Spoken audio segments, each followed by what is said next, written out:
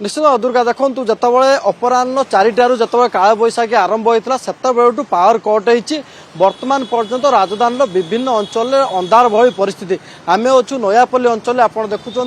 ID market को लेकिन IRC बिले सबू जगार अंधार क्या बाँ कौटी कहार इन्भर्टर लाइट जाऊँगी किंतु संपूर्ण भाव में दुकान टू लेकिन घर पर्यंत पूरा पूरी अंधार रही काल बैशाखी प्रभाव कथा जब कहता आज राजधानी भुवनेश्वर काल बैशाखी जो भाव तांडव रची घंटा प्रति 60 ରୁ 70 किमी बेगर पवन बईला एवं झटका पवन जदि कहबा 70 किमी घंटा प्रति पवन बईला अनेक गछ भांगी होर्डिंग भांगी अनेक विद्युत तार छिंडी जो ब्लैकआउट भली परिस्थिति होती राजधानी भुवनेश्वर बर्तमान पर्यंत जदि कहबा अनेक गछ बर्तमान भी ए विद्युत तार उपर पड़िकी रही गछ गुड़ी को बर्तमान कटा जाउछ अग्निशम बाहिनी एवं बीएमसी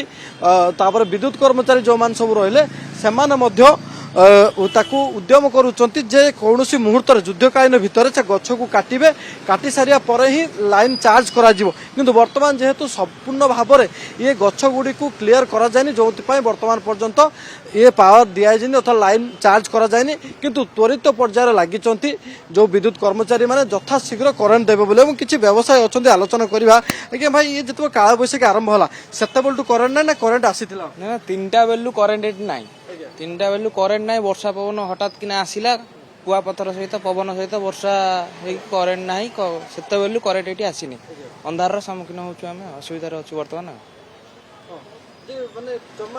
करेन्ट जमा आसीनी गछ तो ये सेपट लाइन गुड़ा सब भांगी सेपटे शोरूम रे काच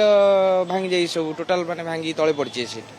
निश्चित भाव में शुणुले जो लोक मैंने रही केवल नयापल्ली अंचल नुहे सीआरपी कथा कहतु फायर स्टेशन कथा कहतु सबू अंचल यह ब्लैकआउट भली परिस्थिति अंधार होती राजधानी भुवनेश्वर पुणी थे वर्षा भी झिपझिप आरंभ है कहीं काल बैशाखी जो प्रभाव जो रही